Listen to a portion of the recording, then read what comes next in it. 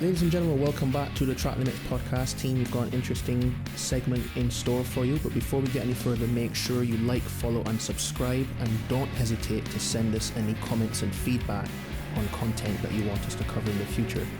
So, it's the first round of Silverstone 2020 without any fans, but we've got a lot to cover. Where do we begin, Phil? I think we'll start in qualifying, briefly, because I don't want to bore you about how Mercedes just jogged on and left everybody else for dead. But I just wanted to talk a little bit about how surprised I was at how slow the racing points were. Obviously based on the fact that Mercedes have been pretty quick around Silverstone for the last 6 years. Racing Point have adopted their sort of strategy or their car characteristics for this season, and they've made a pretty good copy of the 2019 Mercedes. You'd expect it to be fairly rapid around Silverstone, and it just didn't seem to have the pace in it that we were all expecting. No, it didn't. It just looked to be on the back burner after being pretty much the best car in the field on the FP2 in the heat. So, it's just very, very strange to see them on the back burner. I mean, you've got to take into account that obviously Sergio Perez isn't in it this weekend. He's been not diagnosed, that makes it sound like it's really bad. He has COVID-19, which he's picked up in the break between Hungary and Silverstone, so he's out, and they drafted in Nico Hülkenberg, so I would have said that you've probably lost their lead driver. That might have something to do with it, but to drop from being the clear second or third fastest car to dropping right back to scraping into Q3, albeit on the medium tyre, but still struggling to get near the front where you'd think that car would belong is a bit of a mystery.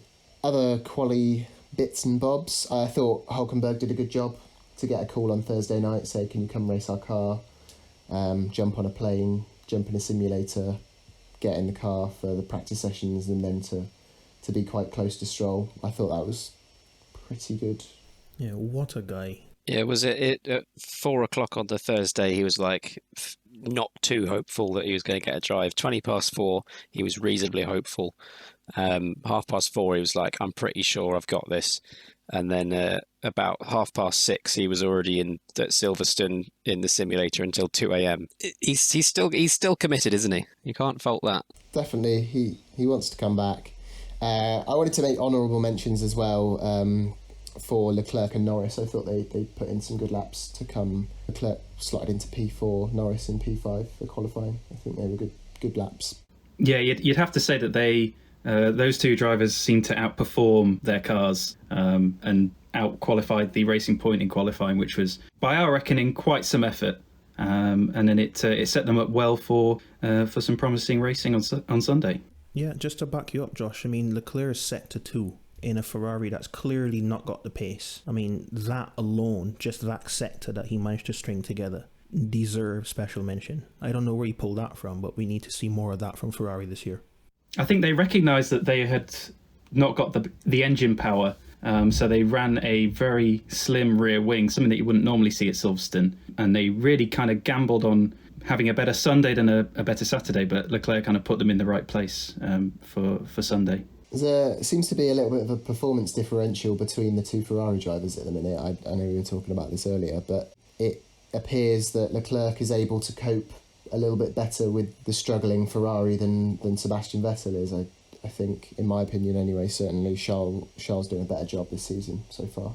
Yeah, it seems to me like the best drivers do get good performances out of bad cars, and you think about Hamilton and Alonso as the two standouts of their generations, being able to do that, and perhaps not on the same level as winning a race, but Leclerc is quite clearly outperforming what Vettel can do by quite some margin, and it's leaving Ferrari in an awkward situation, because it seems to me like Leclerc driving style is so different to Vettel that if Vettel has a bad Friday, he can't rely on the setup that Leclerc has worked on over the weekend as a thing to fall back on, like he could with Kimi Räikkönen. And it seems like they've kind of got themselves into a position where they have to back one driver from Friday, and kind of, rather than split their energy and their resource to try and get two good setups, is to try and get one strong setup. And maybe that's why Vettel's been so far off the pace. Sounds like standard Ferrari, really. Just throw one under the bus for the benefit of the other. I mean, that'll be an interesting dynamic next season when they do have Carlos Sainz. I'm really interested to see what happens there. I can't see him going in, and I can see him matching Leclerc. I really do. I think that might happen. But then, he might get there and Leclerc might wipe the floor with him. So who knows? I'm looking forward to it. Should we get on to the race then? Definitely. We've all got some interesting points. It was a race of... Can you call it two halves? No, it was a race of one... It was a race of 30 seconds. That's what it was. We'll start off at the beginning on lap 1. I think, Dom, you wanted to pick up on something that happened on lap 1 before the main lap 1 story, to do with Copse Corner. Yes.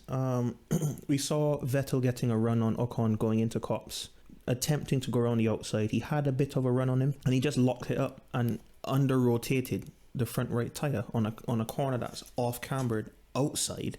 And I've never seen anyone lock up going into Copse before, ever. So as much as, everyone may seem to be quick onto, there's clearly a difference between Leclerc and Vettel, even though they're both in the same car. I don't think that it's completely all on Vettel. I think the setup in that car is so far the wrong way to allow it to lock up the inside front wheel on a corner that's off camber like that you would never expect to lock up either. So I think the body language of that car has looked really strange all weekend. He was running off on the exit of the Maggots and Beckett's complex.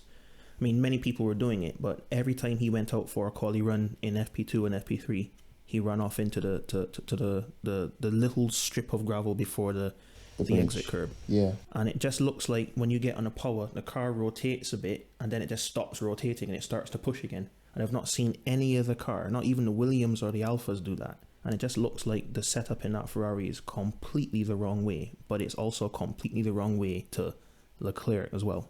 Yeah, I think Vettel's been struggling with that locking up the inside for every single race, it seems, especially from memory at the Red Bull Ring, where it was turn 4 or 3 if you count real turns. But that was always the camber was in the right place to lock up the front right. But you're right, Dom. It just suggests that the setup on that car is awful. You can lock up a front right wherever you are, apparently, according to Seb, which just shouldn't happen. Definitely not. Right, should we move on to the... I'll give you a bit of history before I get into this, and I can see Dom's very excited to give his 2 pennies worth. Albon and Magnussen coming together on lap 1. Now, I'm going to go ahead and say Albon should not be there to start with. That's what I'm leading this with. Albon should have started in, 4th place. Oh, you mean like that? He shouldn't be there. But I agree with that. Once again, we see another outstanding effort from him to be outqualified by George Russell in the Williams, and he's way down out of position for that Red Bull.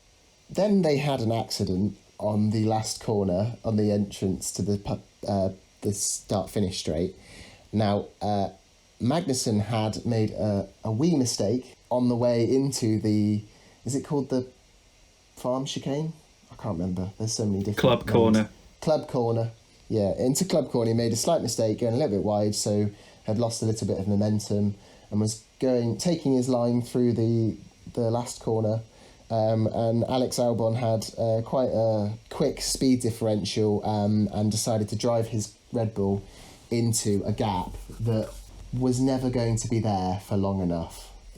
I don't think that Albon could have expected, or should not have expected, a driver to not position their car there. That gap was never going to stay there for long enough. And it's Kevin Magnussen as well, learn your enemy.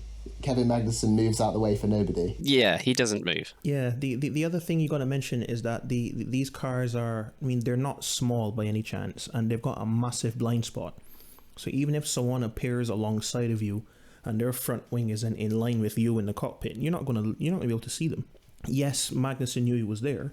Magnussen's still ahead, it's still his corner. He didn't close the door on him, but he's just making the corner, trying not to run off on the kitty litter. And the only way for the two of them to make it through side by side was if Magnussen had opened up his line, and he was already trying to save the car from going off anyway. And I think that is was just another case of Albon just misjudging it and getting it a bit wrong. And he's had the pace all weekend. He made the mistake in FP2, I think it was, in going off at Stowe. And we're beginning to see, I hope it's not frustration from him, because he's clearly got the pace. He's shown and he's lived up to the hunger that Red Bull need in a second driver to Max Verstappen. And he's just getting it a bit inconsistent. And I think the commentators over the weekend jumping on the thought of potentially swapping him and Gasly around again. I think all the swapping isn't good for junior drivers. Gasly is on a storm at the moment. Kvyat was on a storm today, which we'll come to in a sec. And Albon is finding his footing, but he's just missing that bit of consistency. And the team is backing him up by bringing in a former race engineer on his side of the paddock. And the team seem to be supporting him, and I'm glad for that. And I hope that they don't throw him under the bus like they've done with previous Red Bull Academy drivers. He deserves to be there, and he's got the pace. But he just needs to be a little bit settled, get some maturity from the other side of the grid from Max, because Max went through his immature days, and look at Max now. Max is on a different planet this year. I think you can't take away from the fact that Albon is making mistakes, but you watch that Magnussen move. Every single driver ever is going through that gap. Anyone who says they're not is just an idiot. The gap was massive. Albon had such a huge amount of overspeed. It was just, you had to give it a go. Because if you back out there, the person behind you's got overspeed on you, and they're going around the outside and following Magnussen, and they've got you down the straight. So then you've lost a place. So you either go and try and take, and just hope you don't take him out, or you've lost a place behind. So he had to go for that move. It's a shame it didn't work, and he deserved the penalty for it because he ruined Magnussen. May I counteract? I'm gonna say that Albon needs to, and I know this is stupid saying this because yes, it happened in about a second, but he needs to look at the race as a whole. His race is not with Kevin Magnussen in that car. He had although he fluffed it on a Saturday, that car on a Sunday, the race car, and Alex in the race usually makes progress after his shocking performances in qualifying. So he needs to develop his patience a little bit. He didn't have to risk, because he risked his own race there. That could have easily been his front left suspension gone and Magnussen out of the race. But instead, he was lucky to carry on. But, he could have waited and he would have been by him by the end of the lap. He doesn't need to make that kind of risk. And and I know, all of us know, we've been in the exact position where you think there's a gap. And we've learned the hard way in our racing that we do, be it sim racing or karting, that those kind of gaps are never there for long enough, and you think, oh, there's a gap, and you go for it, and then you just get your front swiped off. It never works. And he is a professional racing driver, and he should know that. And he should especially know that because it was Kevin Magnussen, and he is one of the hardest racers on the F1 grid. I have to agree with you, Phil. Wow, I'm agreeing with Phil. Anyway, Josh had his hand up, and I think Josh has got a very interesting point. Well, take it away, Josh. Well, you've taken the words right out of my mouth there, Dom. I agree with Phil, and I think the whole incident. This is my smug face. I think the whole incident, it's been a disastrous weekend for Albon in reality. And I think that the move speaks of his lack of confidence, because I can see why he makes the move, because he doesn't know how quick the Haas is. And at the same time, he doesn't know how quick his own car is. And he could get stuck behind the Haas for the rest of the race if he doesn't make that move early on, when there's the clearest opportunity, which is a car half off track. So I can see in his head why he'd make that move. But then at the same time, I'm going to read what the steward said. Passes at turn 18 are unusual and difficult to execute. And while Albon appeared to be faster, the stewards determined that he attempted to pass too late, and the gap on the inside was always going to diminish. And it appeared that he backed out of the pass at the last second. So he had the entire view from his cockpit, and he could see that the gap was closing, but he didn't want to give up with it, because he thought, if I don't make the move, I'll be stuck behind him for the rest of the race in a DRS train for the rest of the race, which is pretty much what happened. And then he sees, okay, no, he's not leaving me space. it's too late. Hit the brakes, rear wheel to front wheel contact, and then he's off. So he shouldn't have made the move, in my opinion, but I can see why he would make that move. And I think it's all to do with his lack of confidence. You're all boring. That's very interesting, Josh. And I didn't think of it that way either, but yes, that makes perfect sense to me. I hope we're not seeing, I'm not going to call it desperation, but he's in a Red Bull, and Red Bull is clearly the number 2 car this year, able to take it to Mercedes if they ever have a blunder. And he's shown the pace all weekend and all year, and from the end of last year as well. And I hope we're not seeing a point of, well, I'm in a faster car, get out my way. And I hope it's not desperation. And once it is, then that's going on a bad sign. And he just needs to have, like you said, that little bit of confidence back, and then he will just skyrocket up the field. I think with the confidence thing, the confidence would lead to, okay, I don't need to make the move here because I know my car is faster at a clearer place to overtake, whether it's at the end of the Wellington Straight or Hangar Straight. Yep. And his confidence was just like, I need to make places quickly, and he rushed into it and he made the wrong choice. Yeah, I've got I wrote Alex Albon here, and I wrote 3 bullet points underneath which perfectly demonstrate his weekend. I wrote slow, crashed, caused a crash. Brought it back. For his race, yes. I feel like the 4th bullet point to that is Pierre Gasly. Yeah. I'll get on to that, won't we? Gasly.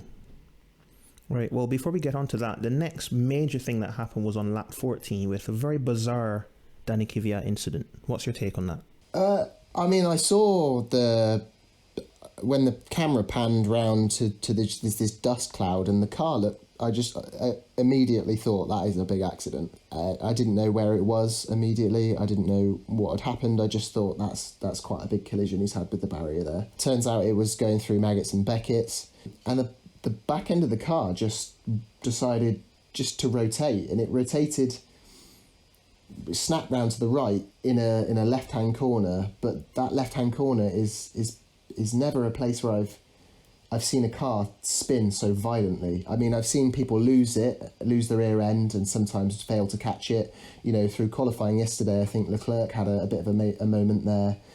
Hamilton had a bit of a moment there to do with the wind, the crosswinds, but I've never seen a car violently snap like that unless there's been some kind of failure. So for me, something has gone wrong at the back of the car, whether it's because he's hit a curb or he's gone over something, I don't know, but something must have gone wrong at the back of that car to cause it to snap so quickly. Yeah, and the commentators were mentioning that maybe he could have taken a bit of excess curb on the entry, but the front of the cars have a wider track than the rear.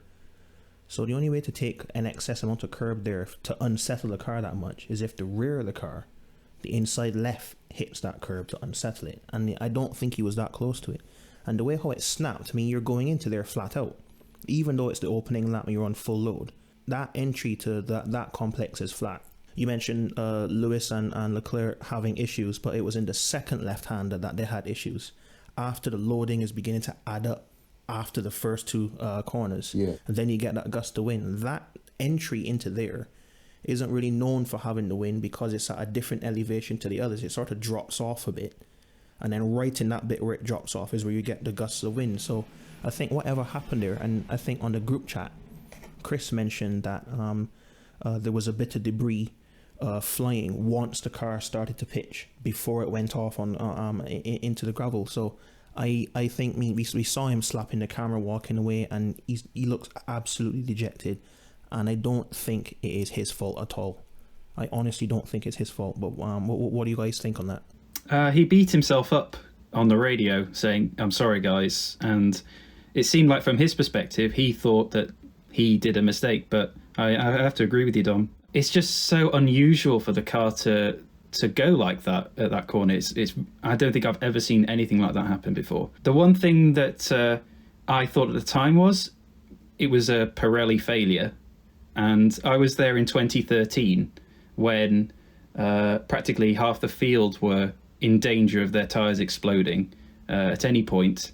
I was watching from Maggots and Beckett's, And the same thing came into my mind, that this could be an issue with the tyres. And it's something that's been historical at Silverstone before. Whether it's a Silverstone thing or a Pirelli thing, I think we're going to talk about that. But I don't think it was something Kvyat had much control over, and he was just really unlucky because he was having a great race to that point. Yeah, it's really strange because I do remember seeing the onboard of Kvyat's car.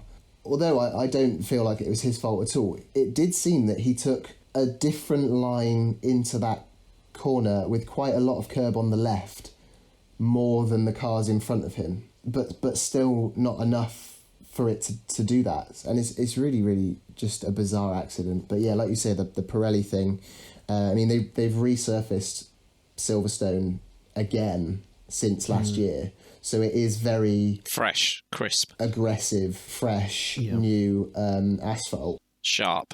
Which might go some way towards explaining the Pirelli tyre thing, but it does seem to be Silverstone a lot of the time. I think before you go any further, I just want to make another mention about Kvyat. I mean, he started on the back row, and up until then, lap 14, he was 1.1 off of Gasly. Yeah, huge. And closing.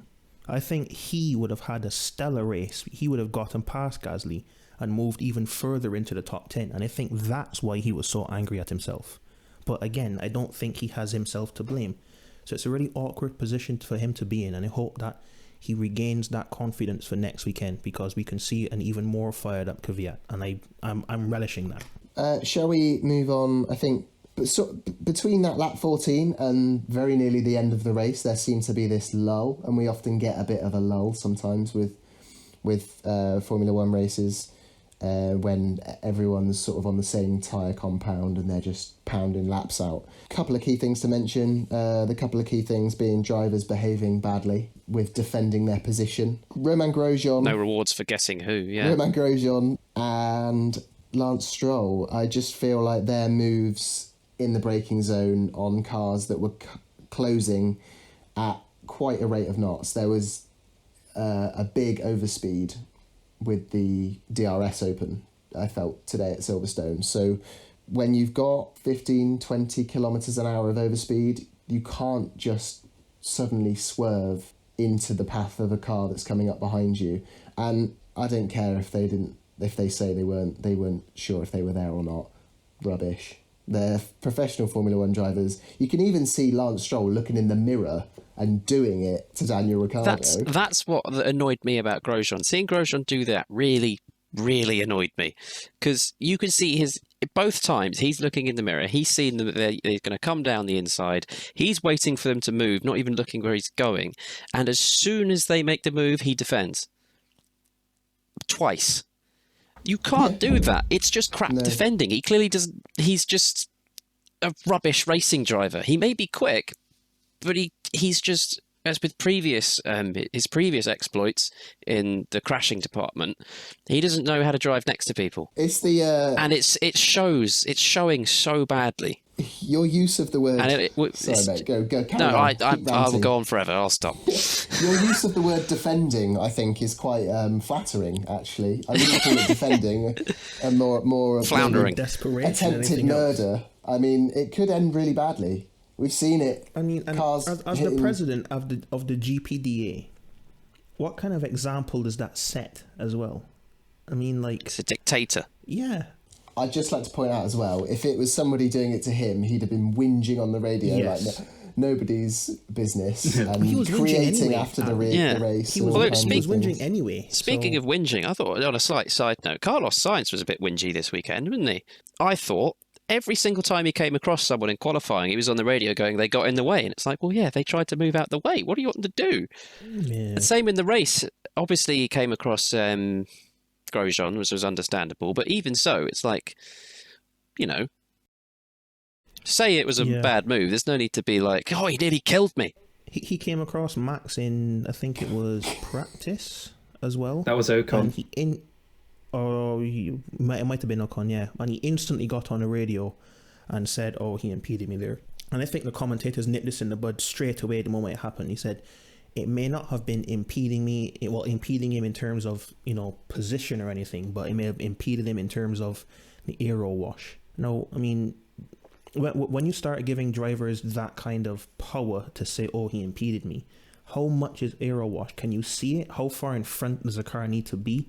I mean, you know that there's a car coming or the team is on the air to you. I think you can position yourself better. I think Martin Brundle said 7 seconds or something. Something ridiculous. You can't have the cars 7 seconds apart. 7 seconds at Suzuka. I heard Lance say not Lance. I don't like Lance. Lando. I like Lando. Yeah, it was. I heard Lando say as soon as you get within 4 seconds, you start to destroy your tyres more than you would when you're following. So I mean, 4 seconds back, but like you say, it seemed that he was just whinging. After the race, he was stood with Lando Norris doing an interview, and he wouldn't even look at the camera. He had his hat down over his face, and he was just looking really dejected. It's like, you've had some bad luck in the race, and we'll get to the bad luck that he had, but you don't need to mope around the paddock. I'm sure your life's not so bad that you gutted. He's going to Ferrari next year, after all. I mean, I'd be a bit mopey about that. Yeah, I just circumvented my that's own just point. anyway. That's adding insult to injury there, Dom. That's not. I'm sorry. That's not what he wants to hear. Right, let's get back to. So you think it's bad now? Wait till you get to Maranello. Wait till then. Yeah. Well, it was good to see the stewards using the black and white flag to tell Grosjean and Stroll to pack it in. I've not seen one of those flags in quite a while, actually. Well, certainly before this season. Well, we've seen them, but in karting. We've all had black and white flags ourselves. Don't know what you're talking about. So. Don't know what you're talking about. I think I've received none in my time. Penalties, sure, but no. Yeah. Whoa. Maybe for track limits, but that's about it. Yeah. Wow. Let's move on. I wrote here, tyres, with 3 exclamation marks. And Josh, I think you've got something to say about Pirelli. Yes, I think, well, first of all, on paper, the results of this race will look fairly ordinary in that Lewis Hamilton won by 5 seconds ahead of Verstappen and Leclerc.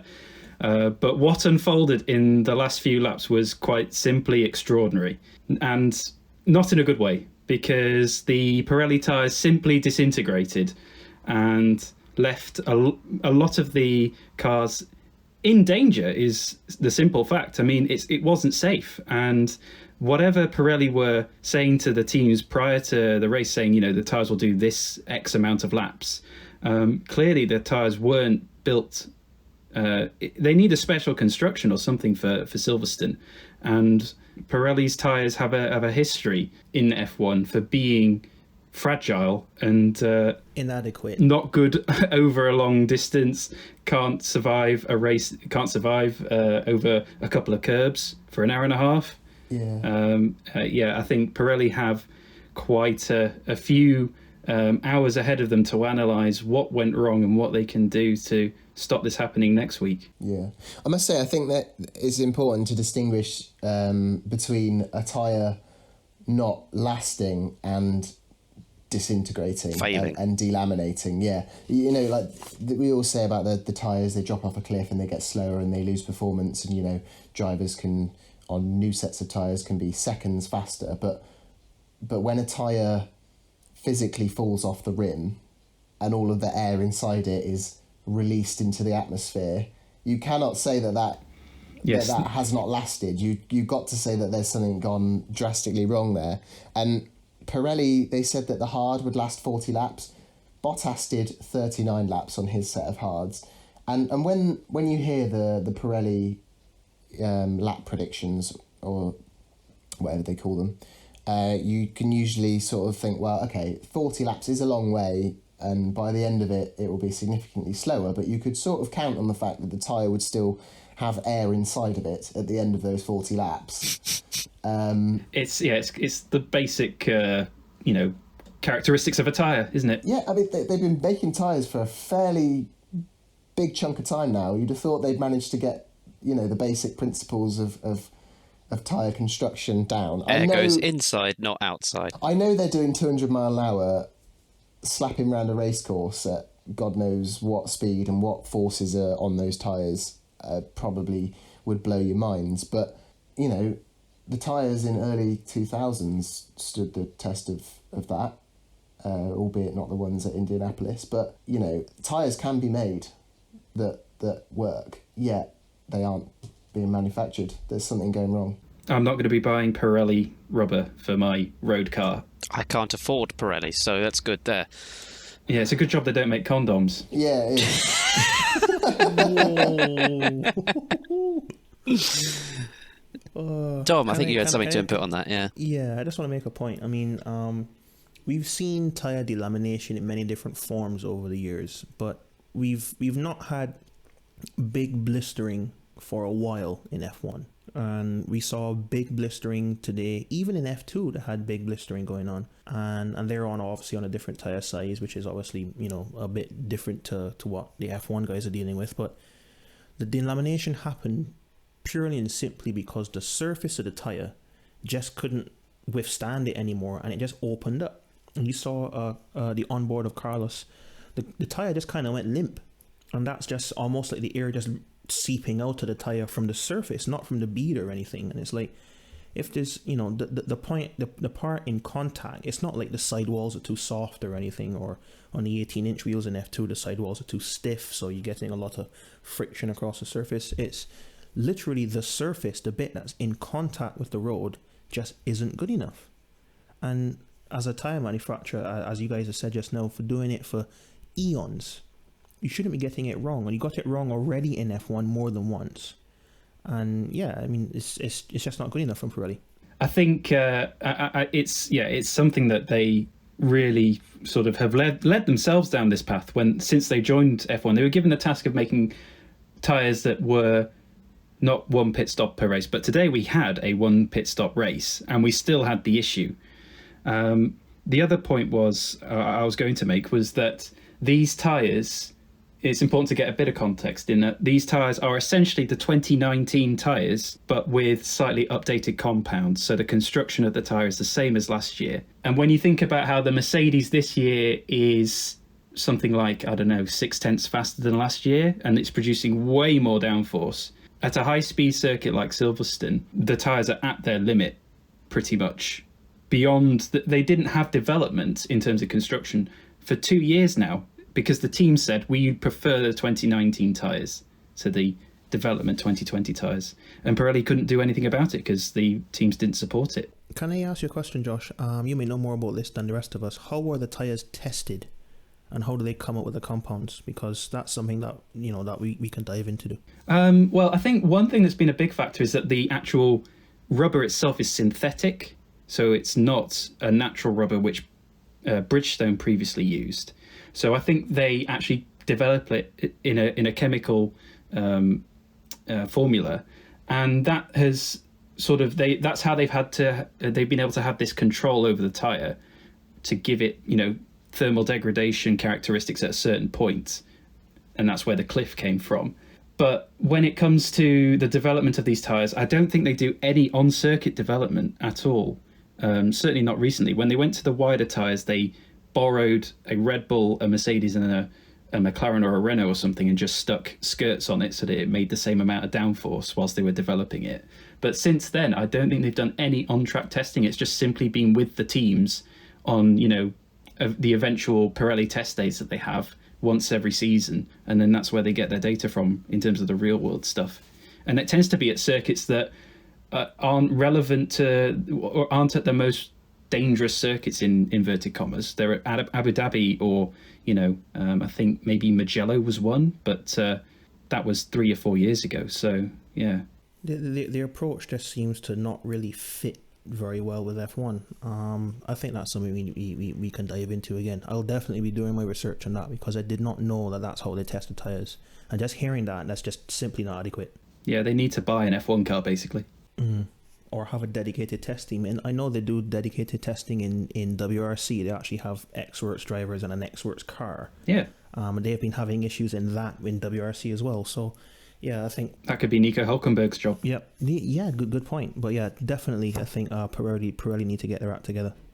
Right, so over the course of the race, the Mercedes had managed to march off into a lead. I think maybe Bottas was a couple of seconds behind Lewis.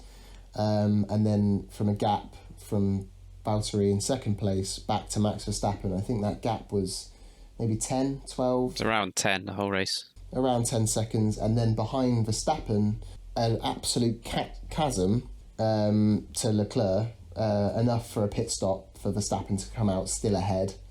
So that just shows Red Bull is so much faster than Ferrari. Mercedes are quite a bit faster than Red Bull. And then, was it the third lap, well, with 3 laps to go? Bottas's tyres, or he'd been complaining of vibration, hadn't he, and poor visibility for maybe 10 laps from the end. Yeah. And Verstappen was starting to close in a little bit, bringing that gap down to maybe 5-6 seconds. And then Bottas's tyres just, or the front left tyre just completely let go as he was passing the pits. So he was then left to do a whole lap on the rim, pretty much. 3 wheels and a rim, yeah. Lost a load of time, pitted, came out back in 12th or 13th place. Meanwhile, Red Bull, on the ball, as they often are, the pit wall decided we'll bring Verstappen in, pit him, he's guaranteed a second place, and he might be able to get his fastest lap as well. That turned out to be a bit of a silly move, but at the same time, I don't think they could have predicted what would then happen to Lewis Hamilton's car, which was half a lap from the end of the race. Yeah. The exact same thing happened to Lewis Hamilton's car. His front left let go, and he was left to limp home and finish the race, take the checkered flag with 3 wheels or 3 tyres on his wagon. Something that I've never seen before, and actually made me laugh quite a bit that he could still manage to win the race on 3 wheels. Max Verstappen finished maybe 4 seconds behind, 5 seconds behind Lewis Hamilton. Yeah, just over 5, yeah. It was a 30-second gap. So, my question is, should Red Bull have pitted Max? Should Mercedes have pitted Lewis? 2 questions. Who wants to go first? I will go first. Yeah, go on, I'll tackle the Verstappen Red Bull Racing question, because apparently I've seen this on Twitter quoted. Maybe this is just Christian Horner covering his behind.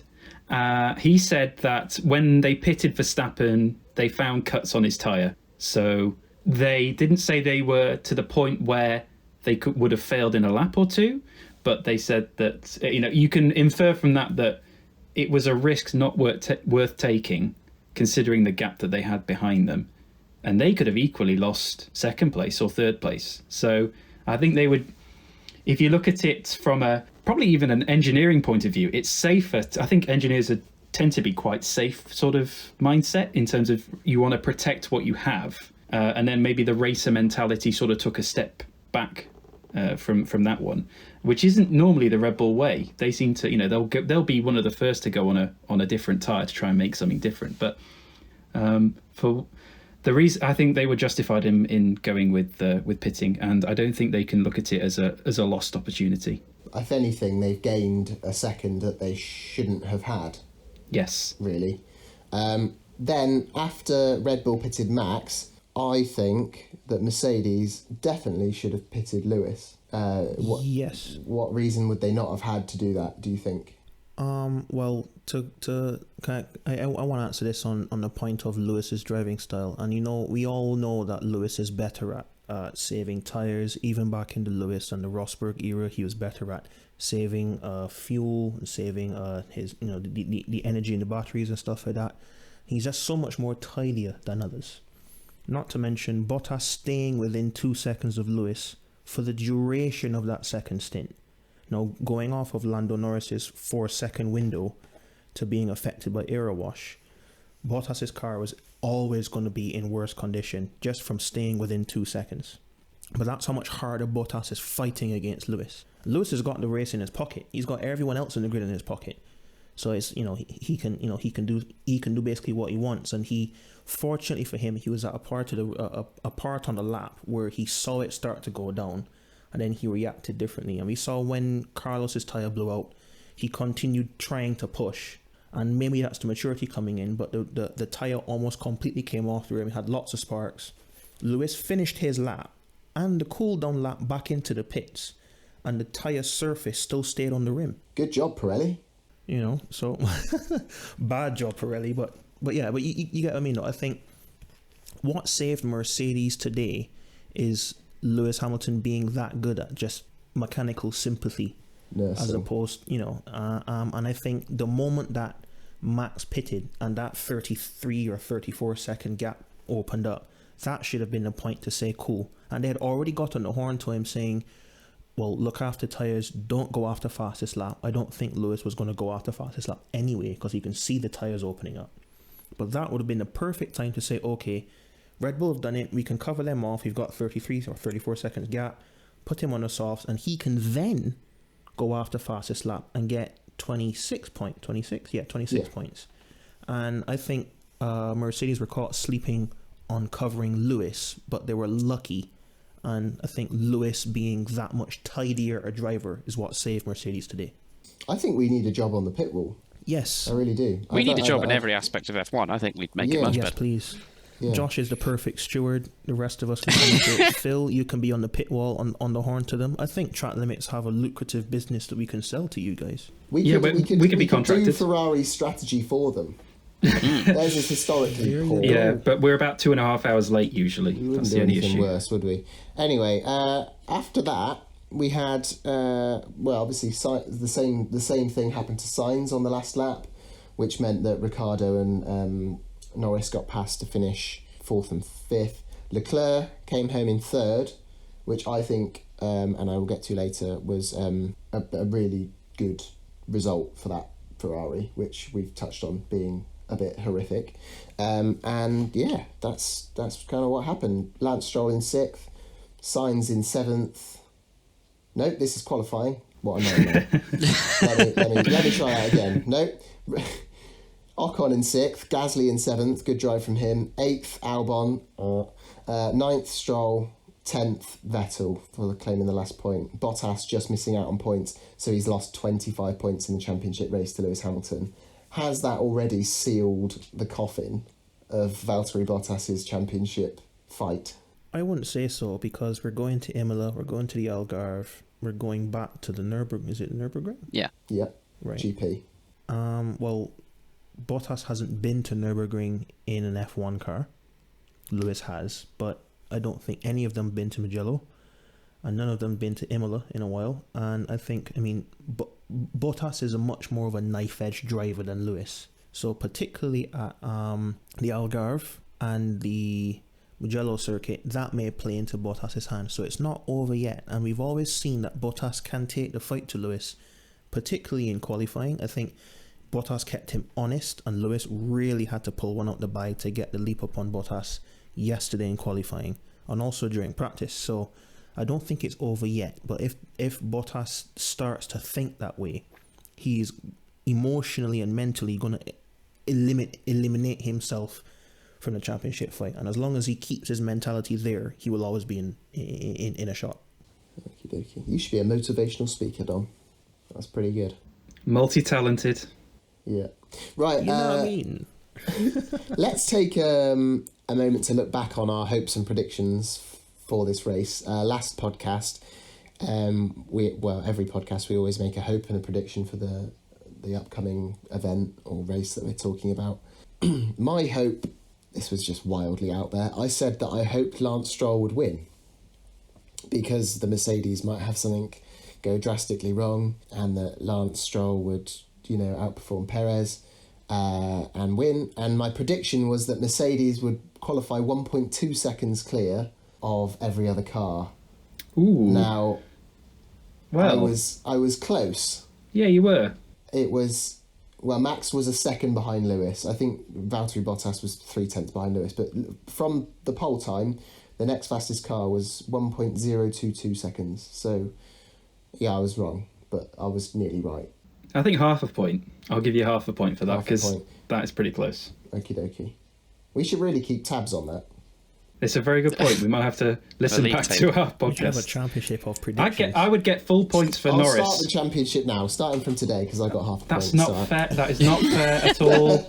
Politics already. Completely ignoring my Norris prediction on the podium in Austria, but we'll get past that. Australia, I think you said. Yeah, okay, fine, maybe. What was your prediction, Chris? I had 2.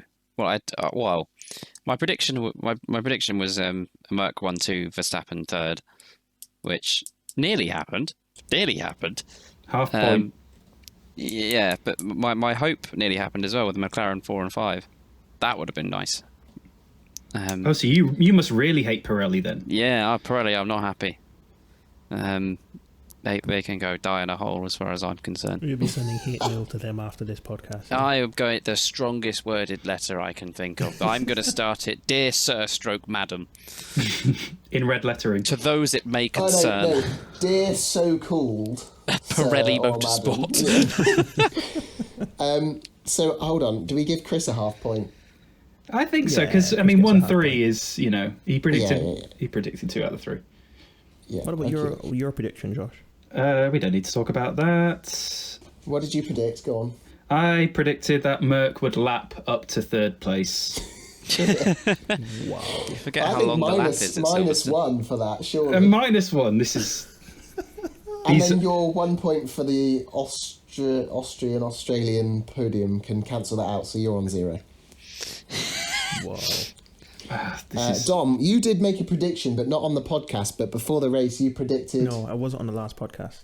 Yeah. But what did you predict before the race? At the beginning of this race, I had a Mercedes 1-2, and I had Max and Charles to collide.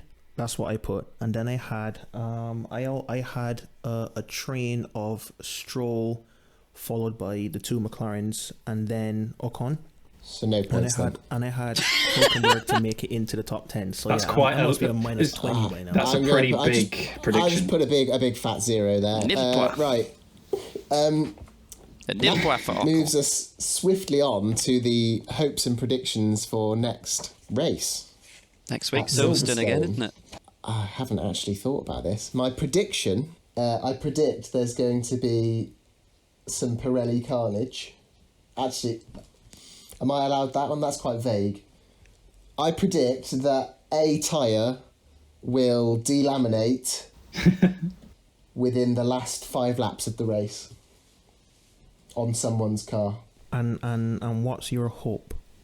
My hope is that I hope Alex Albon can pull his finger out and qualify 4th where that car should be.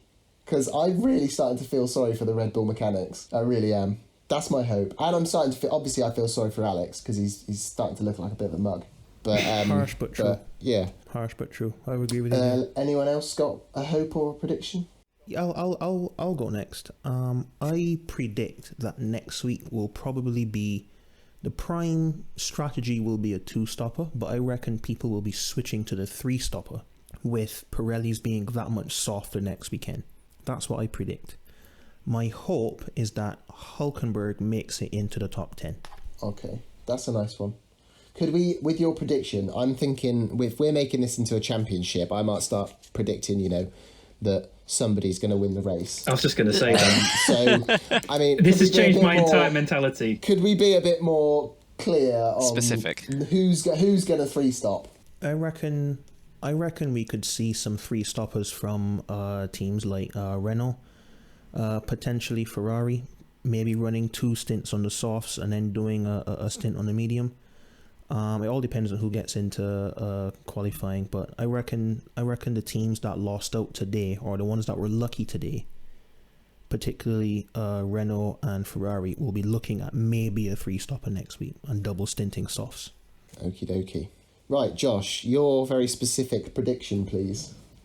I was going to say that one driver will get the black and white flag, but that is too general.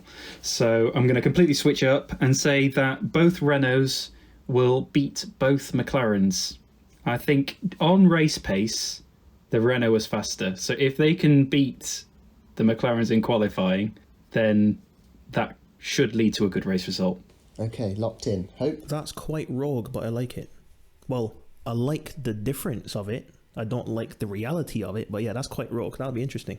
My hope is the same hope I had for the first Silverstone race, which is that Ocon will be closer / beat Ricciardo, which he hasn't done yet.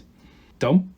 Hello? Well, he got held up today by Mr. Stroll in a pink car, so yeah, Ricardo always had him for breakfast He today. could have also overtaken him. I gotta stand up for my brother Ocon. I love the guy. Okay, What about you, Chris? My hope is that Hulkenberg will get a top 5.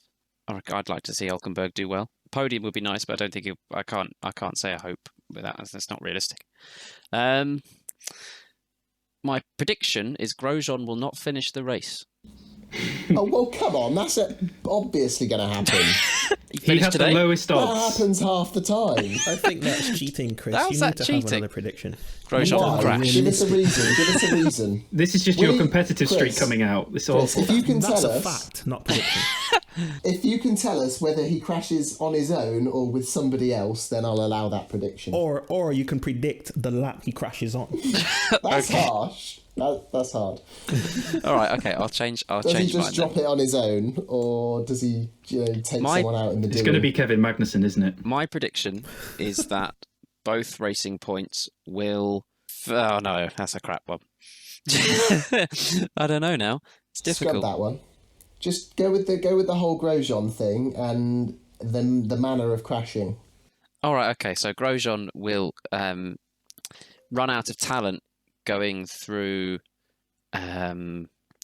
Beckett's and just dip a wheel too much on the grass and spin out of control into a tyre wall on lap 33. You know, I can actually see that happening. It's like It does deja sound- vu. it isn't it? sounds very Grosjean. Taking out exactly 5 meters of tyre barrier. Is this specific enough? It's going to Yeah, cost that's good. £4 million to replace, and it will happen about 2:54 p.m. And what's Gunter Phil, Steiner going to Are do? you writing all these down? You're going to hold them to this next week. Funnily enough, we record the podcast, so we can just listen back next You can week. just listen back to this. Okay. Right, that leaves us. We've got 5 minutes left to do a quick Willy of the weekend and Yes. a G of I've the Grand been Prix. waiting for this since the Now- start.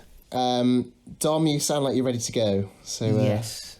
My Willy of the weekend is Racing Point, because after showing so much promise in FP2 with Stroll on his own and Hulk not really being far off, he was within 0.3 initially and then within I think half a second by the end, and just unlucky to miss out on Q3, to then be bottom of the top 10 and fighting to stay ahead of Renault. Like, you know, how do you do that? And you've been pretty much best of the rest, the pink Mercedes, all year. So I think they are my Willy the weekend. My G of the Grand Prix has got to be Max Verstappen. He is, you know, you see a lot of comments on the F1 Instagram page about Lewis being in the best car and all that, but I mean, Red Bull are a step ahead of the rest, but still behind Mercedes. But Max is on another planet this year, and we're finally beginning to see a mature Max Verstappen, and his future is bright. I mean, watching him this weekend, I mean, he was so cool and calm and collected to then radio into the paddock to say, "Hey, you guys having a drink?" You know what I mean? It's like, you know, it's all chilling. I mean, he's on another planet. that reminds me of when he, I think he overtook Hulkenberg or something at Japan, and he had quite a simply lovely or something like that on the radio. That was quite funny. Yeah, no, I would agree with both of those, Willies and G's. Chris, who's your Willy? My Willy of the weekend. I don't know. No, I mean, I think it's going to be Albon, purely for not learning how to perform an overtake. I know what I said earlier, that you have to go for it, but for not pulling it off correctly, because I don't think anyone else was worthy of a Willy of the weekend. I thought everyone did a reasonable job, maybe apart from Grosjean, but the rest of his race was okay, getting to 5th and then 7th, holding everyone up. He did a good job then, so I don't think he's the Willy of the weekend. So I'm going to say, Albon. G of the Grand Prix, Ricciardo. He did a quietly efficient job, and he wasn't his usual self of gung-ho attitude. He just kept quiet, stayed with everyone, and then he got a 4th from it. So yeah, well done, Ricciardo. Yeah, I'd agree with that. I'm going to weigh in on your Alex Albon Willy. I was going to suggest that my Willy was Alex Albon, but I think I'll just underneath your Willy, I will read out again my list of 3 things: slow, crashed, caused a crash. And then I'm going to come up with another one, and I'm going to say COVID-19. Very good, yeah. Because Go on, son. I would really have liked to see what Sergio Perez could have done this weekend, because, and obviously he's not going to be there next weekend because they've now said it's 10-day quarantine. He won't be able to take part at either of the Silverstone races. He is very, very good at managing tyres and looking after tyres. He generally outperforms Stroll and is able to extract a little bit more out of that car than Stroll is. I would have been keen to see what he would have been able to do, be it through a bit better pace in qualifying, a bit better race pace, but also his ability to nurse the tyres could have really allowed him to come into his own at the end of the race. So I think it's a real shame that he's not taking part in either of the Grand Prix. I think that's a really good one. Yeah, Hadn't thought of that. I agree with that. It's funny how quickly you move across a weekend. But yeah, that is a very good one. Go on then, Josh. So my Willie of the weekend. Hang on. Sorry. Have you given Go a ahead. hope? Oh, no, I haven't done my G of the Grand Prix, have I? Oh, that's a very good point. A G of the Grand Prix, sorry. My G of the Grand Prix, I've got two names written down. One of them's been said, so I'll say the other one, Charles Leclerc. Maximised what he could. That is the best he could possibly hope for in that Ferrari. He's done it twice now this season, is get a absolutely dreadful Ferrari onto the podium. And it's drives like that, that define drivers that stand out in their generation. You're thinking Fernando Alonso hustling a Ferrari round into positions that it shouldn't have been in. Lewis Hamilton in a below par McLaren fighting at the front. So I think that was a really good drive. And also I'm a Ferrari fan, so the fact that he popped up on the podium there put a smile on my face just at the end of the race there. That was an added bonus. Yeah, again, that's a very, very solid G.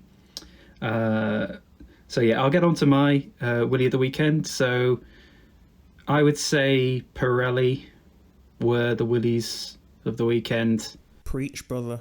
They, and I think going into next weekend, they're probably regretting going softer on the tyres now that they've seen what's unfolded.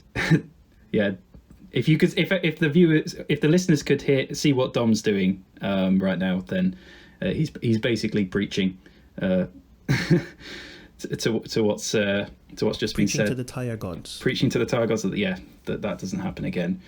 My G of the Grand Prix is going to be Gasly. I think P7 in that car was stellar, and he made moves when it counted, was controlled, and has given the dilemma of do you replace Alex with Pierre simply on the basis of his pure performance. So for me, he did great all weekend, did a great qualifying, and then a very, very solid race. Yeah, I think we've all done quite well there.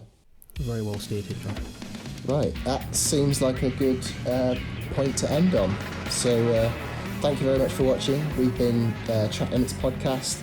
We'll be back next weekend, probably looking at, again, it's not the British GP next weekend, it's the 70th anniversary Grand Prix. Don't forget to like and subscribe to the podcast. Tell your mates. We'll speak to you next week. Bye.